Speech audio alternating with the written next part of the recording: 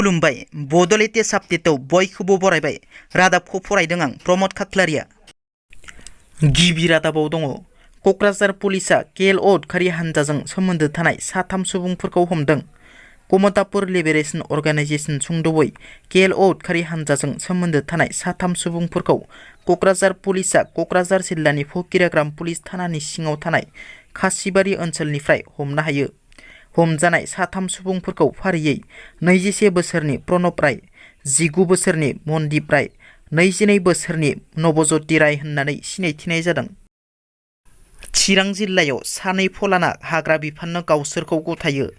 चिरां जिल्ला भारत भुटान सिमना मालिबिथा ओनसोलनि बुलिचरन नार्जारिनि फिसाज्ला आलु नार्जारि आरो आगुन नार्जारिनि फिसाज्ला मनेश्वर बसुमतारि मोनहा हाग्रा बिफाननो गावसोरखौ गथायो निसिमा दालाइसा एबसुनि नाजानायाव मैया मोनाबिलि समाव रुनिकाटा हाग्रा रेन्जनि मावख'आव।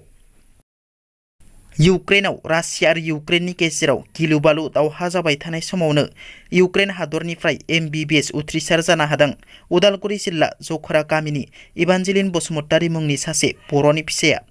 उदालगुरि जिल्ला एम्बाव ओनसोलनि जखरा गामिनि अपुर्ब बसुमतारि आरो रुंसारि निबेदिताश्वरी बसुमतारिनि फिसाजो इभान्जेलिन बसुमतारिया इउक्रेन हादरनि Ivan हरबाटस्पेस्की Ternopil state medical university इउक्रेननिफ्राय 6 बोसोर देहा फाहामथाय सोलोंथाइ बिफाननि MBBS डिग्रीखौ गोबां खैफोदनि गेजेरजोंब्लाबो मोजाङै फोजोबनानै फैफिननो हाबाय।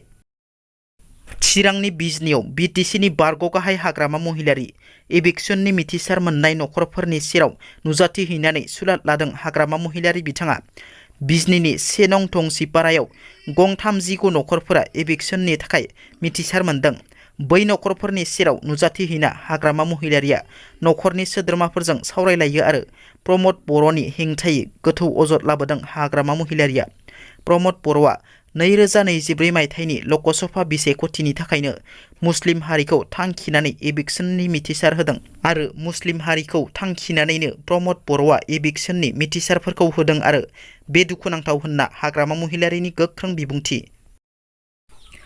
आसामनि रायजो बेंगिरि गुलाबसान कटारियाया क'क्राझार जिल्ला पर्बतजरा महकुमानि सिङाव थानाय बग्रिबारि महामाया मन्दिराव दावबायफैदों। आसामनि रायजो बेंगिरि गुलाबसान कटारियाया साननैनि हाबाफारि लानानै धुबरी जिल्लायाव दावबायफैदों। गोबां रैखाथि हानजानि हेफाजाबाव क'क्राझारनिफ्राय थोंजोङै नुजाथिहैयो पर्बतजरा बग्रिबारि महामाया मन्दिराव थानाय गोहोगोरा मा महामाया मन्दिराव। दिनैनि रादाबा एसेनोसै। नोंथांमोना जुदि आंनि रादाबखौ खोनासंनानै मोजां मोनदोंब्ला अन्नानै लाइक, शेयार आरो साबस्क्राइब खालामनो दाबाव। गोजोन्थों।